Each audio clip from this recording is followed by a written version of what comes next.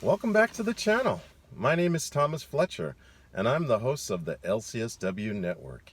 If you're new to the channel, please do me a favor by smashing that like button, by subscribing to the channel, and by sharing this video with your social work colleagues and friends. The purpose of this channel is to create a community of hope and support where social workers can come together for news, information, and inspiration. So, I'm going to state the obvious, but normally you're used to seeing me in a white shirt and a tie, and today I'm dressed in a different uniform. Yes, I am dressed in an U.S. Army uniform. I am a U.S. Army soldier and U.S. Army social worker. Just a quick disclaimer, this video is not being promoted or supported by the U.S. Army, by the Department of Defense, by the National Guard Bureau. The opinions stated in this video are mine alone. So with that, I wanted to provide an introductory video on military social work. So I'm going to be creating a series of in-depth videos, but this one is going to be a broader introductory video on military social work. So let's get into it. Okay, so first off, there are many opportunities for professional social workers who are interested in serving veterans and military families. As a licensed clinical social worker, you can serve as a civilian provider in the Department of Veterans Affairs, which happens to be the largest employer of master's level social workers in the United States. And another disclaimer, I have been a licensed clinical social worker with the Department of Veterans Affairs for the last over the last 16 years. So again, I will be providing in future videos, I'll do an in-depth video on becoming a social worker in the Department of Veterans Affairs and the different type of opportunities available for social workers who would like to work in the Department of Veterans Affairs. But other civilian positions in the U.S. government include working as a social worker for the Department of the Navy, the Department of the Air Force, and the Department of the Army. Civilian social workers in the Department of Defense provide counseling services to active duty service members, their spouses, and their families. These services may include treatment for psychiatric diagnoses, family counseling, marital counseling, couples counseling, as well as things like domestic violence. For those of you who want to serve as a uniform social worker, like myself, there are so many options and opportunities to consider. Let's start with the Army.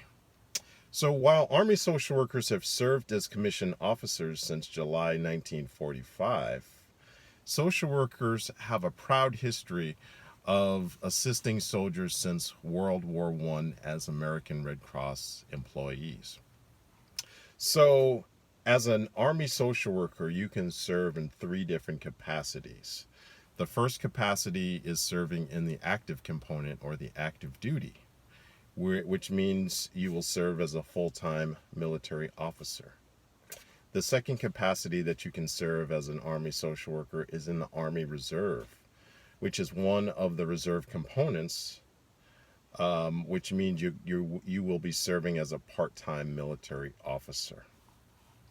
The third one, the one that I belong to, is the Army National Guard, which is another part of the reserve component. So I've been serving in the Army National Guard in California as a licensed clinical social worker, behavioral health officer for the past 9 years. And again, I will make a separate video about that experience. For those of you who maybe your family is not Army, maybe your family is Navy. So for those of you who'd like to serve in the Navy, there are uniform social work opportunities for both active duty and reserve. And I'll share some personal experience related to this. So before I joined the Army National Guard, I had actually looked at joining the Navy Reserve in Southern California.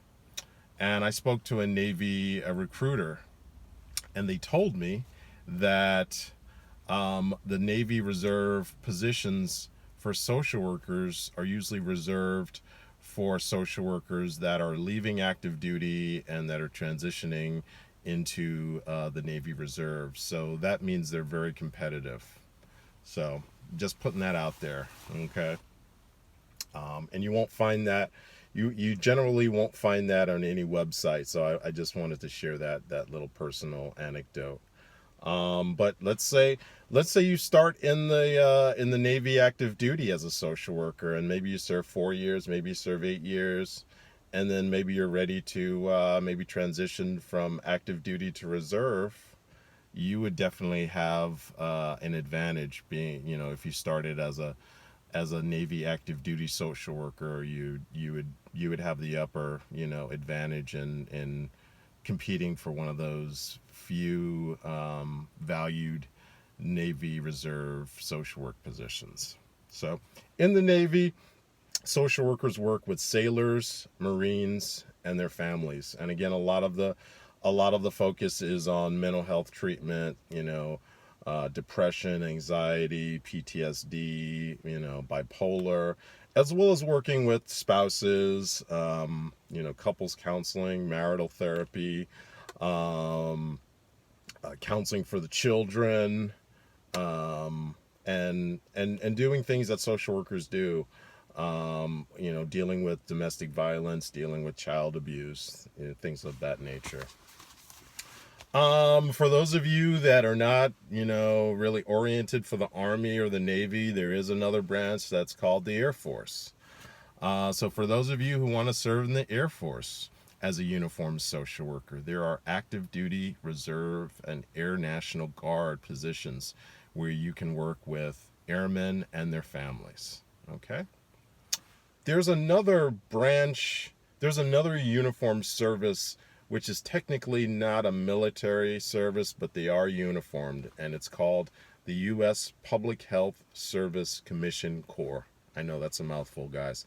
But every now and then, when you go on their website, you can see that they are, from time to time, they're looking for uniformed social workers, okay? So this branch of uniform service as a social worker is strictly active duty. There are no reserve positions in the U.S. Public Health Service Commission Corps. Okay, but the cool thing about working in this branch is there are active duty positions in a variety of federal agencies, including the Indian Health Service, Department of Defense, Department of Justice, and Department of Health and Human Services. So in conclusion, guys, again, this is an introductory video on military social work. There's so much to share that I'm going to have to break it up. I'm going to have to provide videos for each little component because you guys are not going to watch me talk for an hour on all this stuff.